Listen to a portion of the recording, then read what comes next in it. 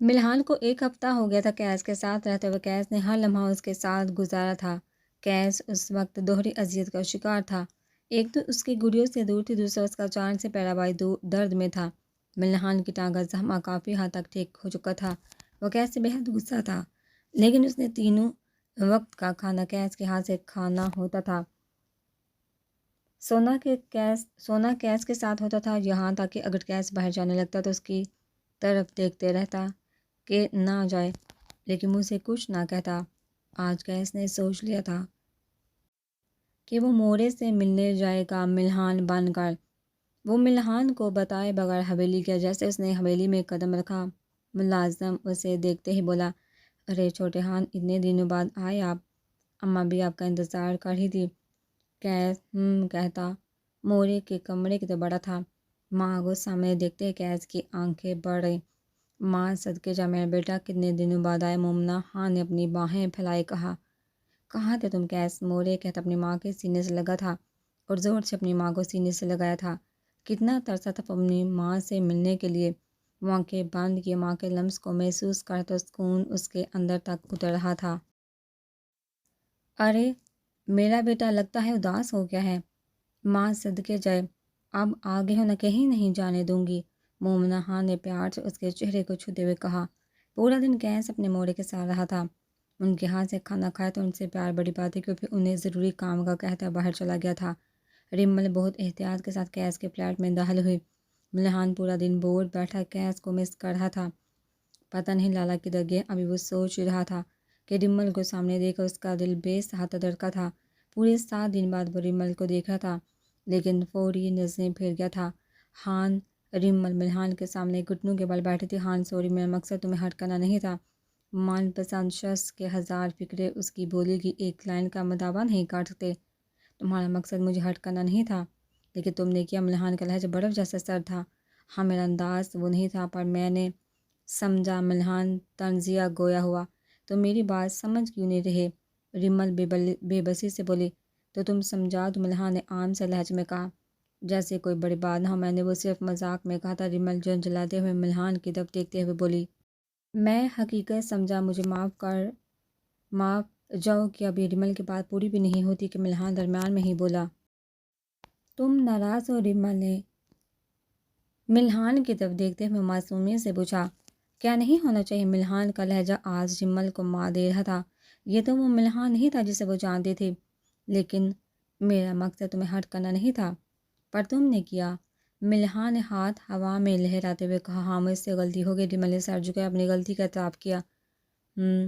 غلطی اچھا لفظ ہے، معافی اس سے بھی اچھا۔ زبردست غلطی کی معافی مانگ لینا کتنا آسان ہے، نہ کسی کی فیلنگ ایموشنز کا مذاق بنانا۔ ملحان نے پہلے طنزیہ پھر دکھ بھرے انداز میں رمل کی طرف دیکھتے کہا، میں نے یہ کبھی نہیں چاہا۔ رمل نے بے بسی سے ہلکی آواز میں احتجاج کرنا چاہا، لیکن ایسا ہوا۔ ملحان آج رمل کی کوئی بھی بات سننے کے موڈ میں نہیں تھا۔ تم میری بات کو سمجھو۔ اوکے، تم سمجھاؤ جو تم نے سنا۔ ہاں، جو میں نے سنا وہ سب جھوٹ تھا کیا؟ نہیں، سچ، رمل جھنجھلائی۔ تو سچ میں معافی کون مانگتا ہے؟ رمل بیگم، سچ تو بس بیان کرتے ہیں، چاہے وہ جتنا بھی بھیانک کیوں نہ، بس بیان کیا جاتا ہے۔ سچ میں لفظوں کی ترتیب کب ہوتی ہے؟ سچ کو گواہی کی ضرورت ہی کبھی ہوتی؟ سنا تو ہوگا نا؟ سچ تو کڑوا ہوتا ہے، ہاں، پر رمل نے پھر سے کچھ کہنا چاہا۔ رے سچ میں پر کب نہیں ہوتا؟ سچ تو سچ ہوتا ہے، وہ لفظوں کے جال بچھانے والی آج اس رک کا بولنے والے انسان کے لفظوں سے ہار بیٹھی تھی۔ ملحان نے رمل کی بولتی بند کروا دی تھی۔ سچ کو تمیز سے نہیں بات کرنے کی، جھوٹ کو دیکھو کتنا میٹھا بولتا۔ ملحان اس کی آنکھوں میں دیکھتے ہوئے بولا تو رمل آنکھیں چرا گئی۔ رمل نے خود کو بے بس محسوس کیا تھا، کیونکہ ملحان شاید زندگی میں پہلی بار اتنا تلخ اور روڈ ہوا تھا۔ ویسے تمہارا جھوٹ بہت دل فریب تھا اور تمہاری دل لگی، ہاں شاید وہ دل لگی تھی۔ ویسے تمہارے الفاظ تمہارے کتنے خوبصورت تھے نا، سیدھا دل پر لگے تھے۔ وہ بے ربط سا دل پر ہاتھ رکھ کے بول رہا تھا، ہاں لیکن تمہیں کیا پتہ الفاظ کتنے ہی خوبصورت کیوں ہیں، انسانی احساس کی حقیقی ترجمانی کرنے سے قاصر ہیں۔ انسانی احساس کا بہترین ترجمان انسانی رویے ہیں۔ اگر انسانوں کے آپسی رویے خوبصورت نہ ہو تو ان کے کہے ہوئے خوبصورت الفاظ بھی ان کے بدصورت رویوں کے زیر سایہ اپنی خوبصورتی کھو بیٹھتے ہیں، اور ہماری رشتے کی خوبصورتی تمہارے رویے نے پلیز مت بولو کچھ بھی، رمل نے ملحان کے منہ پر ہاتھ رکھ اسے بات پوری کرنے سے روکا اور اس کا چہرہ اپنے ہاتھوں کے پیالے میں لیتے ہوئے نم آنکھوں سے بولی کہ تم اپنے الفاظ سے میری جان نکال ہی ہو، اور انہیں جان نکالنا اسے کب کہتے ہیں؟ ملحان نے رمل کے ہاتھوں پر اپنے ہاتھ رکھتے ہوئے کہا، پھر ایک دم اس کے ہاتھ جھٹکتے ہوئے مزید بولا، جان نکالنا تو اسے کہتا ہے جب کوئی بڑی محفل میں کہے واؤ میں نے اس بدھو کو جنٹل مین بنا دیا۔ ہان رمل کے لب کبا گئے، اس کے الفاظ ختم ہو گئے تھے۔ اس نے کبھی نہیں سوچا تھا کہ ملحان کو منانا اتنا مشکل ہوگا۔ وہ بہت آسان سمجھ رہی تھی۔ اور پتہ ہے ہان، اور پتہ ہے جان نکالنا کسے کہتے ہیں؟ ملحان ایک بار پھر گویا ہوا۔ جب کوئی کہے اسے پٹانا تو بہت آسان تھا، ذرا سی گولی دکھائے اور بس ٹھوس۔ یہاں رمل کی بات ہوتی، روتے روتے اپنے کانوں پر ہاتھ رکھ کے زور سے چیخ اٹھی، بس کرو، میں پاگل ہو جاؤں گا۔ ملحان خدا کا واسطہ بس کرو، چپ کر جاؤ تم اور خاموشی سے میری بات سنو۔ ملحان غصے سے دارا، خبردار جو ایک لفظ بولی وہ رمل سے اپنا ہاتھ پھیلاتے کھڑا ہوا۔ جو بات کرتے رمل نے تھاما تھا وہ دن گئے۔ رمل بی بی، جب میں تم سے ڈرتا تھا، اب جو میرا دل کرے گا وہ میں کروں گا، بولوں گا۔ کہتے ساتھ ہی وہ باہر کی جانا بڑھ گیا۔ چلتے چلتے اس کے اچانک پیچھے مڑ کر دیکھا، بولتے ہوئے کمرے سے باہر نکل گیا تھا۔ رمل روتے ہوئے اپنے فلیٹ کی طرف چلی گئی تھی۔ رمل کا ہفتہ ہو گیا تھا ویلی آئے ہوئے، ایک ہفتے میں وہ کملا کر رہ گئی تھی۔ ہر وقت بس روتی رہتی تھی۔ کیا واقعی ماں اپنی بیٹی کے ساتھ ایسا کر سکتی ہے؟ کیا واقعی دولت میں اتنی طاقت ہوتی ہے کہ وہ خون سفید کر دے؟ مانا کہ تو بہت خوب ہے، مگر میں بھی بہت خوب ہوں، کسی ہاتھ سے پوچھ۔ انابیہ ایک ہفتے سے سکتے کے عالم میں تھی۔ اسے خود سے نفرت ہو رہی تھی کہ وہ اس حد تک چلے گی۔ اسے پتہ چل گیا تھا کہ اللہ نے اسے نامحرم سے محبت کرنے کی سزا دی۔ آج وہ اپنی حالت سے گھبراتے ہوئے درگاہ گئی تھی۔ وہاں اسے ایک بزرگ خاتون بیٹھی ہوئی ملی تھی۔ اس نے انابیہ سے پوچھا، کیا ہوا بیٹا، اتنی چھوٹی سی عمر میں اتنا درد ہے تمہاری آنکھوں میں؟ تبھی انابیہ گھٹنوں کے بل اس خاتون کے پاس بیٹھ گئی اور نم آنکھوں سے بولی، آنٹی نہیں، مجھے بی بی جی پکارو۔ اس عورت نے فوراً انابیہ کی بات کر دی۔ انابیہ دوبارہ سوچ میں ڈوبی، گویا بی بی جی بھٹک گئی تھی، اللہ کے راہ سے غلط راستہ چن بیٹھی تھی۔ اللہ کی رسی چھوڑ دی تھی تو میرا پتر اب پکڑو اللہ کی رسی۔ وہ رب تو اپنے بندوں کی توبہ کے انتظار میں ہوتا ہے، اس عورت نے نرمی سے سمجھایا۔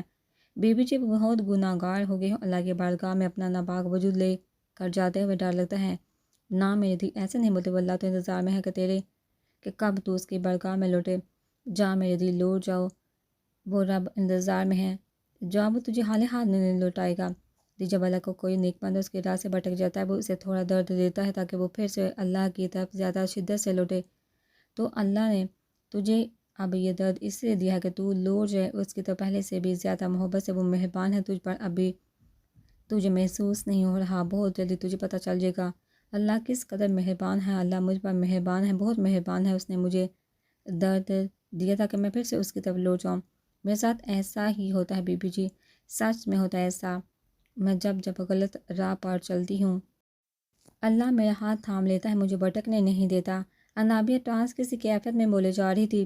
بی بی جی اب خاموش انابیہ کی باتیں سن رہی تھی، اور انابیہ مسلسل روتے ہوئے بولی تھی، آپ کو پتہ ہے ایک بار چھوٹے ہوتے میں نے ایک لڑکی کا مذاق بنایا تھا، پھر وہی ہوا۔ لیکن آپ کو یہ بھی نہیں پتہ کہ بڑے ہونے پر میں اپنی کلاس فیلو کی محبت کا مذاق بناتی تھی، پھر وہی ہوا میرے ساتھ۔ مجھے لگتا ہے مجھے اس کی بددعا مار گئی۔ بی بی جی، اس کی بددعا مار گئی۔ انابیہ نے اپنا دل اس عورت کے سامنے کھول کر رکھ دیا۔ مجھے میری غلطیوں کی فوری سزا ملتی ہے بی بی جی، مجھے آج پتہ چلا ایسا کیوں ہوتا ہے۔ اللہ مہربان ہے مجھ پر بی بی جی، بہت مہربان، وہ رحیم ہے۔ وہ چاہتا نہیں کہ میں بہت زیادہ بھٹک جاؤں، اس لیے وہ میرے تھوڑے سے بھٹکنے پر مجھے درد دے دیتا ہے تاکہ میں مجھے سمجھ آ گئی بی بی جی، مجھے بے چینی بے سکونی کس چیز کی میں ختم کروں گی، اس بے چینی بے سکونی کو؟ ہاں انشاءاللہ بہت جلدی ختم کروں گی۔ خود سے سوال کرتی، خود سے جواب دیتی، اٹھ کر جانے لگی جب اچانک کچھ یاد آنے پر رکی تھی۔ بی بی جی ایک بات پوچھو؟ ہاں پوچھو۔ ہم دین اور دنیا کو ساتھ ساتھ لے کر کیوں نہیں چل سکتے؟ اپنے سامنے موجود اس چھوٹی سی بچی کی بات سن کر بی بی جی کے لبوں کو مسکراہٹ نے چھوا تھا۔ جلی ہے میری دی، بھلا کوئی شخص ایک وقت میں جنت اور جہنم میں موجود ہو سکتا ہے؟ بی بی جی یہ کیسے ہو سکتا ہے؟ تو میری دی، دین تو جنت ہے اور آج کل کی دنیا، پھر کیسے دین اور دنیا ساتھ چل سکتے ہیں؟ ان دونوں میں سے کسی ایک کو چنو گے تو ہی سکون ملے گا۔ اللہ کی عبادت میں چھوڑ نہیں سکتی بی بی جی، اور میری دی شیطان تجھے نہیں چھوڑ سکتا۔ جو شخص جتنا اللہ کے قریب ہونے کی کوشش کرتا ہے، شیطان اتنی شدت سے اس پر حملہ آور ہوتا ہے۔ اب یہ تو انسان کا کام ہے کہ کس طرح شیطان کے وار سے بچنا ہے۔ بی بی جی کیسے بچنا ہے؟ انابیہ نے معصوم سا منہ بناتے ہوئے پوچھا۔ میرے دی جا اور جا کر اس بات کا جواب ڈھونڈا کر نہ ملے پھر آ جانا، لیکن ابھی جا، میری نماز کا وقت ہو گیا۔ بی بی جی اپنے حجرے کی جانب لوٹ گئی تھی۔ اس درگاہ سے واپس آتے انابیہ کو اپنے بہت سے سوالوں کے جواب مل گئے تھے۔ انابیہ جب سے درگاہ سے ہو کر آئے تھے اسے ایسا لگ رہا تھا کہ زندگی کا مقصد مل گیا ہو۔ اس نے اچھے سے وضو کر کے اپنے اللہ سے رو رو کر معافی مانگی تھی۔ اسے بہت حد تک سکون مل گیا تھا۔ رمل گمسم سے بیٹھی آسمان کو تاک رہی تھی۔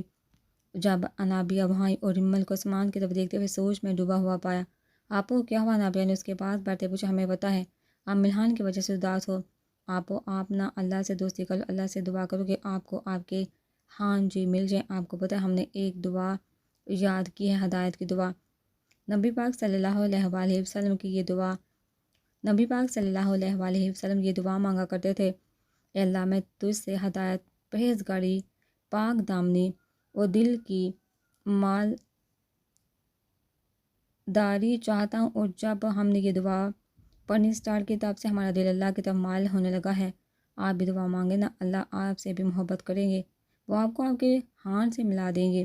آپ کو پتہ ہے ہر سچی استغفار کے بعد ایک نئی زندگی شروع ہوتی ہے۔ تم فرماؤ اے میرے وہ بندو جنہوں نے اپنی جانوں پر زیادتی کی، اللہ کی رحمت سے مایوس نہ ہونا، بے شک اللہ سب گناہ بخش دیتا ہے، بے شک وہی بخشنے والا مہربان ہے۔ اور ویسے بھی آپ کو ہدایت مانگنے سے ملتی ہے، بھی مانگے نہیں۔ شکریہ انابیہ مجھے یہ سب بتانے کے لیے، میں ضرور اللہ کو یاد کروں گی۔ رمل کہتے ساتھ باہر کی طرف بڑھی۔ آپ کمرہ اس طرف ہے، آپ کدھر جا رہی ہیں؟ انابیہ آپ اندر جاؤ، میں تھوڑی دیر تک جاؤں گی، کہتے رمل باہر نکل گئی۔ فل سپیڈ میں بائک چلاتے وہ ملحان کے فلیٹ پر پہنچی۔ دبلی کھڑکی سے ڈور اوپن کرتے وہ ملحان کے بیڈ روم کی طرف بڑھی۔ فل اندھیرا کیے ملحان بیڈ پر لیٹا ہوا تھا۔ رمل نے روم کی لائٹ چلائی اور ملحان کو پکڑا۔ ہان اٹھیے، ناراضگی اپنی جگہ، ہمیں نماز پڑھنی، ہمیں وضو کرنا سکھائے، رمل نے ملحان کو جھنجھوڑتے ہوئے کہا۔ ملحان حیران کن نظروں سے رمل کو دیکھتا رہا۔ اس سے پہلے ملحان ہزاروں بار رمل کو نماز کا کہہ چکا تھا، لیکن مجال ہے جو رمل کے کانوں پر جوں بھی رینگی ہو۔ ہان پلیز ایسے مت دیکھو، مجھے پتہ ہے تم ناراض ہو، لیکن پلیز مجھے وضو کرنا ہے، کروا دو۔ ملحان نے کچھ کہے بغیر واش روم کی طرف اشارہ کیا۔ رمل کو اندازہ تھا ملحان چاہے جتنا میں ناراض ہو اس کام میں اس کا احساس ضرور دے گا۔ ہان میرے پاس چادر نہیں، رمل نے بچوں جیسے معصومیت سے ملحان کو دیکھتے ہوئے کہا۔ ملحان کچھ کو بولے بغیر الماری کی طرف بڑھا، وہاں سے ایک پیکٹ نکال کر رمل کی طرف بڑھایا۔ رمل نے مسکراتے ہوئے اس پیکٹ میں سے وائٹ کلر کی چادر نکال کر سر پر لی۔ وہاں بیٹھو۔ ملحان اسے صوفے پر بٹھاتے خود گھٹنوں کے بل اس کے سامنے بیٹھتے ہوئے وضو کے فرائض اور مطلب سمجھانے لگا۔ وضو کے فرائض، اللہ پاک نے ہمیں اس دنیا میں اپنی عبادت کے لیے بھیجا۔ اسلام میں کثیر عبادت کا مکمل انحصار طہارت اور پاکیزگی پر ہے۔ جس طرح روح کو نماز، روزہ اور دیگر عبادات کے ذریعے پاک صاف کیا جاتا ہے، اسی طرح بدن کو رب کائنات کی بارگاہ میں حاضر کرنے سے پہلے پاک صاف کرنا ضروری ہے۔ وضو کی اہمیت کا اندازہ اس بات سے لگایا جا سکتا ہے کہ قرآن مجید میں وضو کرنے کا نہ صرف واضح حکم موجود ہے بلکہ نماز کے لیے وضو کرنا ضروری قرار دیا گیا ہے۔ چنانچہ اللہ پاک قرآن مجید میں ارشاد فرماتا ہے، ترجمہ: اے ایمان والو، جب نماز کو کھڑے ہونا چاہو تو اپنے منہ کو دو اور کوہنیوں تک ہاتھ اور سر کو مسح کرو، گھٹنوں تک پہنچو۔ وضو کی تعریف نماز یا اس جیسی کوئی عبادت ادا کرنے کے لیے چہرہ پیشانی سے تھوڑی نیچے اور ایک کان کے لو سے دوسرے کان کے لو تک دھونے اور دونوں ہاتھ کوہنیوں سمیت دونوں پاؤں ٹہنوں سمیت دونوں سر پر مسح کرنے کو وضو کہتے ہیں۔ وضو کے 4 فرائض ہے: چہرہ دھونا، کوہنیوں سمیت دونوں ہاتھ دھونا، چوتھائی سر کا مسح کرنا، ٹہنوں سمیت دونوں پاؤں دھونا۔ وضو کے فرائض میں دھونے کا ذکر ہے، آئیے دھونے کی تعریف ملاحظہ فرمائیے۔ دھونا کسے کہتے ہیں؟ جسم کے کسی حصے کو دھونے کا مطلب ہے کہ اس عضو کے ہر حصے پر کم سے کم 2 قطرے پانی بہہ جائیں۔ صرف بھیگ جانے یا پانی کو تیل کی طرح چیر لینے یا ایک قطرہ بہہ جانے کو دھونا نہیں کہیں گے، نہ اس طرح وضو یا غسل ادا ہوگا۔ وضو سے پہلے بسم اللہ کہنے کی فضیلت: وضو سے پہلے بسم اللہ کہنے کی عادت بنانی چاہیے۔ چنانچہ 2 حدیثوں کا خلاصہ ہے، جس نے بسم اللہ کہہ کر وضو کی اس کا سر سے پاؤں تک سارا جسم پاک ہوگا، جس نے بغیر بسم اللہ کہے وضو کیا اس کا اتنا ہی بدن پاک ہوگا جتنے بار سے پانی گزرا۔ حضرت سیدنا ابو ہریرہ رضی اللہ تعالیٰ عنہ سے روایت ہے کہ سرکار مدینہ صلی اللہ علیہ وآلہ وسلم نے ارشاد فرمایا، اے ابو ہریرہ، جب تم وضو کرو تو بسم اللہ اور الحمدللہ کہہ لیا کرو، جب تک تمہارا وضو باقی رہے گا اس وقت تک تمہارے فرشتے یعنی کرامت کاتبین تمہارے لیے نیکیاں لکھتے رہیں گے۔ آگے سمر ملحان نے ریمل سے سنجیدگی سے پوچھا۔ جی، ملحان نے اس قدر پیارے انداز میں سمجھا تھا ریمل تو کیا کوئی ان پڑھ بھی سمجھ لیتا۔ چلو چلو اب وضو کرو۔ ملحان اس سے ساتھ لیتا واش روم کی طرف بڑھا۔ نہیں ایسا نہیں، صحیح سے کوہنیوں تک پانی ڈالو۔ ملحان نے خود اس کے بازو پکڑ کر دلوائے۔ اب ایسا کر کے اپنے ہاتھ سے اسے مسح کر کے دکھایا۔ پاؤں دلوانے کے بعد اسے باہر لے کر آیا۔ ریمل کے دوپٹے میں اٹکتا دیکھ اس کا دوپٹہ اپنے ہاتھ میں اٹھاتے چہرے کے گرد لپیٹتے اس کے سر پر رکھا اور بہت پیارا حجاب بنا دیا۔ ریمل سفید چادر کے حجاب کی حال میں اس قدر پیاری لگ رہی تھی کہ ملحان کا بے ساتھ دل چاہا وہ آج اپنے ہونٹوں کو ریمل کے ماتھے کا ذائقہ چکھا دے، لیکن پھر اپنی ناراضگی کا سوچ الماری سے جائے نماز نکال کر بچھایا۔ جیسے جیسے میں نماز ادا کروں گا ویسے ہی تم بھی پیچھے پیچھے پڑھنا۔ پھر بہت آہستہ آہستہ عاجزی کے ساتھ ملحان نے عشاء کی نماز ادا کی۔ ریمل کو سمجھ نہیں آ رہی تھی کہ وہ کیا اور کیسے پڑھ رہی ہے، لیکن اس کے دل کو بے احتیاط گھبراہٹ ہوئی، آنکھوں سے آنسو بہنے لگے۔ ریمل کی آنکھ سے آنسو ٹوٹ اس کو اس کی گود میں گر رہے تھے۔ نماز ادا کرتے ملحان جائے نماز سے اٹھ گیا اور ریمل سے بولا اب تم دعا مانگ لو، یہ کہتے ہوئے وہ باہر نکل گیا۔ پیچھے ریمل دارے مار مار کر اسے سمجھ نہیں آ رہی تھی کہ اتنے آنسو سے کہاں اور کیسے آ رہے، اسے یہ بھی سمجھ نہیں آ رہی تھی کہ وہ کیا مانگے۔ وہ چپ چاپ ہاتھ اٹھائے بس اللہ اللہ کب پکار رہی تھی، کب کپاتے لبوں میں بس ایک ہی فریاد اللہ۔ اس کی پکار میں اتنا درد تھا کہ وہ دروازے سے اندر آتا۔ ملحان اس کی طرف دیکھا، کچھ سوچتے ہوئے پلٹ گیا۔ ریمل کو کچھ اندازہ نہیں ہوا کہ وہ کب جائے نماز پر روتے ہوئے سو گئی۔ 1 گھنٹے بعد جب ریمل باہر نہ آئی تو ملحان اندر داخل ہوا اور ریمل کو جائے نماز پڑھے سوتا دیکھ کر مسکرانے لگا۔ دھیرے سے ریمل کو اٹھاتے بیڈ پر لٹایا اور جائے نماز اکٹھا کر کے رکھا۔ سفید حجاب کے حال میں چہرے پر میٹھے میٹھے آنسو لیے ریمل بے حد پیاری لگ رہی تھی۔ بے سہاتا جھکتے ریمل کی نیند کا پردہ اٹھاتے اس نے ریمل کے ماتھے پر اپنے لب رکھے تھے اور پھر کتنی ہی دیر اسی پوزیشن میں بیٹھا ریمل کو محسوس کرتا رہا۔ ملحان کی طرف سے ملنے والا ریمل کو یہ پہلا بوسہ تھا، ورنہ اس سے پہلے ہر بار ریمل ہی ملحان کے قریب گئی تھی۔ ملحان نے سوچ لیا تھا اب اسے کیا کرنا ہے۔ ریمل کا حجاب ڈھیلا کرتے وہ خود بھی بیڈ پر لیٹ گیا۔ آیت الکرسی کا ورد کرتے وہ بھی ریمل کے ساتھ نیند کی وادی میں گم ہو گیا۔ ریمل کی آنکھ سوال عالم کی آواز پر کھلی۔ وہ آنکھیں کھول کر سمجھنے کی کوشش کر رہی تھی وہ کہاں، لیکن ناکام رہی کیونکہ ملحان اپنے بازو بہت زور سے اس کے گرد باندھے نیند میں گم تھا۔ ریمل نے مسکراتے ہوئے الارم باندھ کے ملحان کے ماتھے پر بکھرے بال سمیٹے۔ ریمل کو ماننے میں کوئی آر نہیں تھا کہ بلا شبہ دنیا کے نیک مردوں میں اسے نیک شوہر ملا۔ بلا شبہ ملحان ایک مکمل مرد تھا جس نے ناراضگی کے باوجود اللہ کی راہ پر چلنے پر اپنی بیوی کا ہاتھ تھام لیا تھا۔ ریمل نے سوتے ملحان کے ماتھے پر اپنے لب رکھے۔ جیسے ہی ریمل نے ملحان کے ماتھے پر لب رکھے ملحان نے اپنی آنکھیں کھول دی۔ جاگتا وہ الارم کی آواز سے گیا تھا، بس چپ کر کے لیٹا ہوا تھا۔ وہ آپ اٹھ کے نماز پڑھ لے۔ ان دونوں نے اکٹھے نماز ادا کی۔ آج کا دن ملحان کی زندگی کا سب سے اچھا دن تھا، اس نے ہمیشہ سے ہی خواہش کی تھی ریمل کو اس روپ میں دیکھنے کے لیے کہ ریمل کا یہ روپ صرف ملحان کی محبت میں تھا، اللہ کی محبت میں نہیں، اور یہی بات خان کو تکلیف دے رہی تھی۔ نماز ادا کرتے ہی ملحان باہر کی جانا بڑھا۔ جب ریمل نے اس کا ہاتھ پکڑا تھا خان اب بھی بات نہیں کریں گے؟ کیوں، اب کیا ہو گیا ہے؟ ملحان نے حیرت سے پوچھا۔ ریمل شاید تم نے سنا نہیں، اللہ کی محبت کے سوا ہر محبت دکھ دیتی ہے۔ اللہ تمہیں انسان کی محبت سے گزار کا خود تک لاتا ہے۔ ریمل میں انتظار کروں گا تمہاری اللہ تک جانے تاکہ سفر کا میں تمہیں چیلنج کرتا ہوں اب تب میرے سامنے آنا جب تم اللہ اس کی محبت کو پا لو۔ وہ احساس بہت خوبصورت ہوتا ہے جب اللہ کی محبت کو محسوس کرتے ہوئے آنکھوں سے آنسو بہنا شروع ہو جاتے ہیں، اور مجھے انتظار ہے اس وقت کا جب تم یہ احساس پالو گے۔ کیا تمہیں یہ چیلنج قبول ہے؟ خان میں اکیلے ریمل نے کچھ کہنا چاہا لیکن ملحان نے درمیان میں ہی اس کی بات کاٹ دی اور بولا، کچھ چیزیں اپنی حیا کی وجہ سے انمول ہوتی ہیں، خاص ہوتی ہیں، قیمتی ہوتی ہیں، نایاب ہوتی ہیں، جیسے جنت میں چھپی حوروں کی حیا، بند سپ میں چھپے گوہر کی حیا، کوئلے کی کان میں چھپے ہیرے کی حیا، آنکھ میں چھپے آنسو کی حیا، اور پردے میں لپٹی عورت کی حیا۔ میں دیکھنا چاہتا ہوں آپ کو ایسا قیمتی، ایسا نایاب۔ میں دیکھنا چاہتا ہوں آپ میں جنت کی حوروں کی حیا، بند سپ میں چھپے گوہر کی حیا، پردے میں لپٹی عورت کی حیا۔ میں آپ کو خاص دیکھنا چاہتا ہوں، بنوں گی آپ ایسی خاص۔ ملحان کے الفاظ بنوں گی آپ ایسی خاص۔ ملحان کے الفاظ کسی امرت کی طرح ریمل کے کانوں میں اتر رہے تھے۔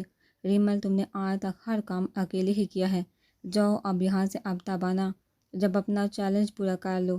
ملحان نے اپنے چہرے کا روح رستب کرتے کہا کہ ہاں اگر ایسا ہے تو ایسا ہی سی، اب میں تبھی تمہارے سامنے آؤں گی جب اللہ کی رضا کو پالوں۔ جانے سے پہلے میری ایک خواہش نہیں پوری کرو گے؟ بہت امید سے ریمل نے سوال کیا۔ بولو، ایک بار سینے سے لگا لو، کہتے ہوئے وہ سسک پڑی۔ ملحان نے بے ساتھ اس کے بلکتے وجود کو اپنی باہوں میں بڑھا، اس کے سینے سے لگی ریمل بلک بلک کر رو دی اور بولی، ہان یہ دوری کہیں میری جان نہ لے لی۔ لیکن ملحان دل پہ پتھر کے خاموش تھا، بالکل خاموش۔ اسے اندازہ تھا ریمل کو راہ راست پار لانے کے لیے سب سے اچھا موقع تھا۔ کافی دیر ریمل اس کے سینے سے لگی رہی، پھر بولی، اگلے سال اسی مہینے اسی دن اسی وقت میں دوبارہ ملوں گی آپ سے، ہاں یہ میرا وعدہ ہے آپ سے۔ ملحان نے کچھ کہے بغیر اس کے ماتھے پر اپنے لب رکھ دیے۔ ملحان کے ہونٹوں کا لمس محسوس کرتے ریمل سسکی۔ ملحان کے آنسو ریمل کے چہرے پر گر رہے تھے۔ اگر اس جدائی سے ریمل خوش نہیں تھی تو دل ملحان کا بے رو رہا تھا، لیکن یہ ضروری ہو چکا تھا۔ تب بھی ملحان ایک جھٹکے سے پیچھے ہوا۔ جاؤ ریمل، پلیز جاؤ یہاں سے۔ ریمل اپنے منہ پر ہاتھ رکھتی باہر کو بھاگی تھی۔ ریمل کی سفید چادر ابھی بھی اس کے سر پر تھی، وہ روتے سڑک پر چلتی جا رہی تھی۔ اسے کچھ آئیڈیا نہیں تھا کہاں جانا ہے، وہ بس چلے جا رہی تھی جب زور و شور سے بارش برسنے لگی۔ بارش میں بھیگتے ریمل کو آج اندازہ ہوا تھا کہ جب کوئی اپنا بچھڑے تو جان کیسے نکلتی ہے۔ تو پیچھے سے کسی نے ریمل کو بازو سے پکڑا۔ آپو، میں کب سے آپ کو آوازیں دے رہا ہوں، آپ سنتی کیوں نہیں؟ ریمل کو ہوش ہوتا تو کچھ کہتے اس نے ریمل کو بازو سے پکڑ کر گاڑی میں بٹھایا اور گاڑی گھر کی جانب بڑھا دی تھی۔ آپو جان کچھ بولے، پلیز کیوں میری جان نکال رہی ہیں؟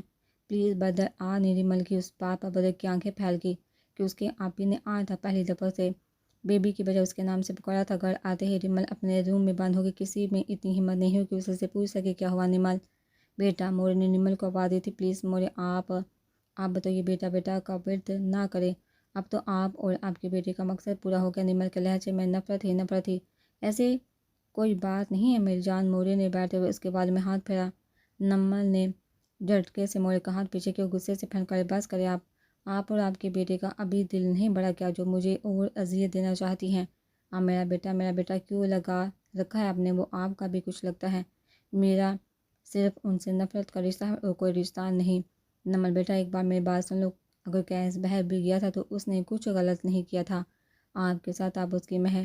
اس سے پہلے کہ مورے اپنا فکر مکمل کر دی، حولا بیگم جلدی سے اندر داخل ہوئی تھی۔ کیا کر رہی ہو آپ؟ ادھر جائیے، ادھر سے، ہم اپنی بیٹی کے پاس ہیں۔ ماما بیگم آج پھر نمل سے بات نہیں کر پا رہی تھی۔ انہیں بہت افسوس ہو رہا تھا کہ خولا نمل کو مس کر رہی ہے۔ وہ چپ کر کے کمرے سے باہر نکل گئی کیونکہ انہیں اندازہ تھا خولا اب انہیں نمل کے پاس بھی بھٹکنے نہیں دے گی۔ نمل بیٹا اب وقت آ گیا آپ کا اپنا کام شروع کر دے۔ ماما آپ جیسے کہیں گے ویسا کروں گی، آپ مجھے بتائیے کیا کرنا ہے۔ نمل میری بات حمل سے سنا، تمہیں اب عشق کی بازی کھیلنی ہوگی، مطلب یہ کہ جیسے کیس تمہیں دھوکہ دے کر ساری جائیداد اپنے نام کروا چکے، اب تمہیں کیس کو دھوکہ دے کر ساری جائیداد اپنے نام کروانی ہوگی، لیکن اس کے لیے تمہیں کیس کے پاس جانا ہوگا۔ ماما ہم اس انسان کی شکل بھی دیکھنا نہیں چاہتے۔ میری بیٹی ہمیں اندازہ ہے اس نے کتنا غلط کیا آپ کے ساتھ، لیکن اب آپ بھی اس کے ساتھ وہی کرو، دھوکہ دو سے بدلے لے لو، ٹھیک ہے؟ ماما ہم کریں گے ایسا، آپ سمجھا دیں ہمیں کیا کرنا ہے، ٹھیک ہے نمل؟ لیکن آپ نے یہ ٹیبلٹ اور انجیکشن باندھ نہیں کرنا ورنہ آپ کے بیبی ہو سکتا ہے جو کسی صورت اس دنیا میں نہیں آنا چاہیے۔ اور نمل اس بات کا دھیان رکھنا، آپ کو کیسے جائیداد کے کاغذات پر سائن کروانے کے لیے جس حد تک بھی جانا پڑے آپ جائیں گی، لیکن ماما وہ محرم نہیں ہمارا۔ نمل کی بات سن کر حولا بیگم اس کی بات پر مسکرائی تھی۔ ارے نمل، جب ایک بار کوئی مرد ایک عورت کے قریب جائے اس کے بعد کیا محرم کیا نا محرم؟ نمل حولا بیگم کی بات کا مفہوم نہیں سمجھ پائی تھی، لیکن اب ہم کیس کے پاس جائیں گے کیسے؟ میں بتاتی ہوں، آج سمجھ جی مورے آگے ہو کہ اب آپ بازو کرے میں انجیکشن لگا دوں، ٹھیک ہے؟ مورے انجیکشن لگتے ہی نمل کو اپنے جسم میں نشہ اترتا محسوس ہوا تھا، لمبے لمبے سانس لے دی، مدہوش ہو گئی تھی۔ بہت مل گئی نمل میڈم آپ کو چوٹ، اب آپ کو اپنے خان کے پاس آنا ہوگا۔ کیس نے کہتے اپنے خاص ملازم سے کال کر کے حویلی کا حال معلوم کیا تھا۔ اوکے، کون سے ہاسپٹل جانا نمل نے؟ اور کون ساتھ بھی؟ کیس نے کال بند ہی کی تھی کہ اسے ایک ان نون نمبر سے کال آئی تھی۔ ہاں جی نمل روتے ہوئے بولی تھی۔ ہاں کی جان گڑیا آپ ہو نا؟ بولو کیا ہوا، رو کیوں رہی ہو آپ؟ ہاں جی وہ حولا بیگم ہمارا نکاح زبردستی اپنے کسی جانے والے سے کروا رہی ہیں۔ ہاں جی ہم نے نہیں کرنا نکاح جی، ہمیں لے لیجیے یہاں سے۔ نمل میری جان آپ رونا بند کر، صبح آپ میرے پاس ہوں گی، میرا وعدہ ہے آپ سے۔ ہاں جی نمل کے کوئی اور بات سنے بغیر کال کر دی، حولا بیگم کو تو میں چھوڑوں گا نہیں، ایسے کیسے گڑیا کو مجھ سے دور کر سکتی ہے؟ وہ اگلے دن حولا بیگم نے نمل کے پرس میں ایک موبائل، اس کی ٹیبلٹ اور انجیکشن ڈال دیے تھے۔ نمل ان کا استعمال مت بولا، نمل کو ہدایت دینا نہیں بھولی تھی۔ جی ماما، اور ہاں جلدی جلدی کام کر کے لوٹنا ہے، آپ نے گھبرانا نہیں۔ جی ماما اوکے۔ اب چلی ہاسپٹل سے نمل کا ریگولر چیک اپ کرواتے ہی حولا بیگم جان بوجھ کر ادھر ادھر ہو گئی تھی۔ جب کیس بہت احتیاط کے ساتھ نمل کو بے ہوش کرتا وہاں سے غائب ہو گیا، کیس نمل کو اپنی شہر والی حویلی لے آیا تھا۔